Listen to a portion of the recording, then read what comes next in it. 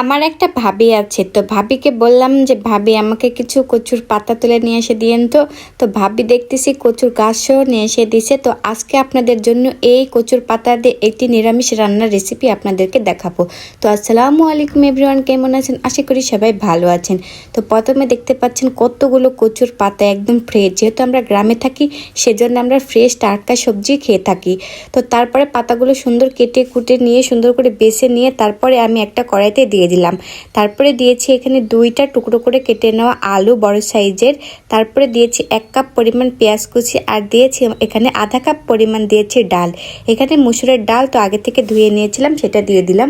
তো তারপরে দিয়েছি 5-6টার মতন কাঁচা মরিচ আর 1 চামচের মতন লবণ। তো তারপরে দিয়েছি এখানে পানি। যেহেতু কচুর পাতাতে তেমন পানি থাকে না, সেজন্য একটু পানি দিতে হয়। তো পানি দিয়ে এখন আমি ঢাকনা দিয়ে ঢেকে এটা জাল করে নেব 2 থেকে 3 মিনিট। তো 2 থেকে 3 মিনিট পরে দেখেন কত সুন্দরভাবে আমার এই শাকটা হয়ে আসছে। এখন ঢাকনাটা খুলে সুন্দর করে নেড়ে চেড়ে নেব। তো নেড়ে চেড়ে নেওয়ার পরে দেখতে পাচ্ছি যে আমার এইটা হয়ে আসছে। তো এখন আমি এটা সুন্দর করে ঘুটে নেব একটা ঘুটনির সাহায্যে, একটা ডাল ঘুটনির সাহায্যে। এটাকে আমরা ডাল ঘুটনি বলি, আপনারা কি বলেন জানি না। তো এখন এই ডাল ঘুটনি দিয়ে সুন্দর করে একদম ঘুটে নেব, একদম মিলন করে পালিশ করে। যত মিলন করে পালিশ করে এটা ঘুটবেন ততটা খেতে ভালো লাগবে।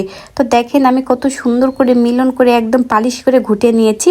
তো এখন নেড়ে চেড়ে এগুলো আমি উঠিয়ে নেব, যেহেতু এগুলো আমাকে তেলের দিতে হবে। আমরা এটাকে বলি তেলের দোয়া, আপনারা অনেকে বলেন যে আবার বাগার দোয়া। এক এক অঞ্চলের এক এক রকম ভাষা, তাই না? তো তারপরে সব শাকগুলো আমি সুন্দর করে কড়াই থেকে উঠিয়ে নিলাম। তো কড়াই থেকে উঠিয়ে নেওয়ার পরে কড়াইটা সুন্দর করে ধুয়ে আবারও আমি চুলাতে দিয়েছি। তো তারপরে এখানে দিয়েছি আমি সরিষার তেল প্রায় 3-4 চামচের মতন। অবশ্যই এখানে সরিষার তেল দেওয়ার চেষ্টা করবেন। তারপরে দিয়েছি 3টা শুকনো মরিচ আর দিয়েছি একটা রসুন টুকরো টুকরো করে কেটে নেওয়া। তো সুন্দর করে তেলের সঙ্গে ভেজে নিলাম। তারপরে দিয়েছি 1 চামচের মতন এখানে পাঁচফোড়ন। অবশ্যই এখানে পাঁচফোড়ন দেওয়ার চেষ্টা করবেন। তো তারপরে আমি সুন্দর করে একদম ভেজে নিলাম তেলের সঙ্গে। তারপরে যে শাকটা আমি উঠিয়ে নিয়েছিলাম সেই শাকটা দিয়ে দেবো তেলের সঙ্গে।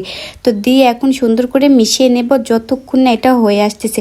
একটা কথা মাথায় রাখবেন, এটা কিন্তু সুন্দর করে একদম রস শুকিয়ে এটা নামাতে হবে। রস যদি থাকে তাহলে কিন্তু মুখ চুলকাবে।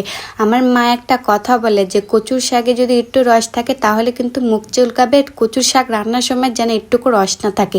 তো দেখতে পাচ্ছেন আমি কত সুন্দর করে যখন একদম কড়াই থেকে একদম উঠে আসতেছে তখন বুঝতে পারবেন যে একদম পারফেক্টভাবে হয়ে গেছে। তো নেড়ে চেড়ে এখন এটা আমি নামিয়ে নিলাম। তো ফাইনাল লুক দেখেন আমার এই শাকের রেসিপিটা কতটা টেস্ট হয়েছে। এভাবে করে কিন্তু আপনারা চাহারিতে খেতে পারেন, আর এটা দিয়ে ভাত খেতে তো একদম মজা লাগে। এই এক পদ থাকলে যথেষ্ট, এর সাথে আর কোনো পদ লাগবে না।